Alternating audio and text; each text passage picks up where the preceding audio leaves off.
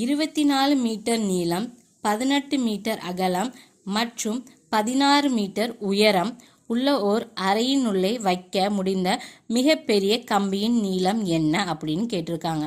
ஓகேவா? ஸோ ஒரு ரூமில் வந்து இருக்கிற வந்து எவ்வளோ மீட்டர் லென்த்து, பிரெத்து, ஹைட் எல்லாமே கொடுத்துட்டு அதில் எவ்வளோ லாங்கஸ்டான போல் வைக்கலாம் அப்படின்னு கேட்டிருக்காங்க. ஓகேவா?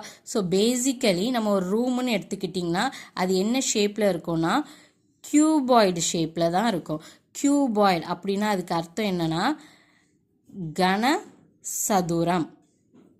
ஓகே, ஸோ ரூம் வந்து கியூபாய்ட் ஷேப்பில் இருக்கும், அதாவது கனசதுரம். நம்ம கொஸ்டின் படி நமக்கு என்ன வேல்யூஸ்லாம் தெரியும்னா லென்த்து நமக்கு தெரியும் 24 மீட்டர், பிரெத்து நமக்கு தெரியும் 18 மீட்டர்ஸ் அண்ட் ஹைட்டு நமக்கு தெரியும் 16 மீட்டர்ஸ். ஓகேவா?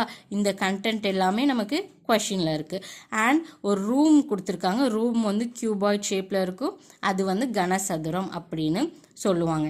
இதில் என்ன சொல்லியிருக்காங்கன்னா அந்த ரூம்குள்ளே எவ்வளோ ஹைட்டான போல் வைக்கலாம், ஓகேவா, எவ்வளோ நீளமான போல் வைக்கலாம் அப்படின்னு கேட்டிருக்காங்க. அப்போனா நம்ம என்ன கண்டுபிடிக்கணும்னா இந்த கியூபாய்டோட டயக்னலை கண்டுபிடிக்கணும். ஓகேவா?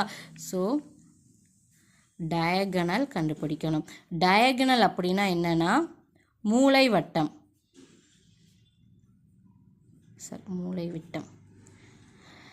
மூலை விட்டம் கண்டுபிடிக்க போகிறோம்.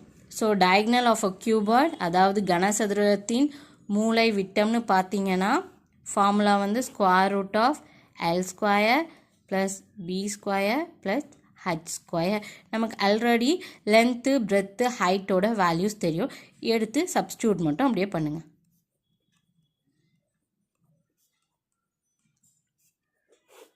ஓகே, இப்போ 24 ஸ்கொயரோட வேல்யூ வந்து 576 ப்ளஸ் 18 ஸ்கொயரோட வேல்யூ வந்து 324 ப்ளஸ் 16 ஸ்கொயரோட வேல்யூ 256. ஓகே, ஸோ இப்போ இது எல்லாத்தையும் ஆட் பண்ணிங்கன்னு வைங்களேன், உங்களுக்கு 1156 கிடைக்கும் ரூட்.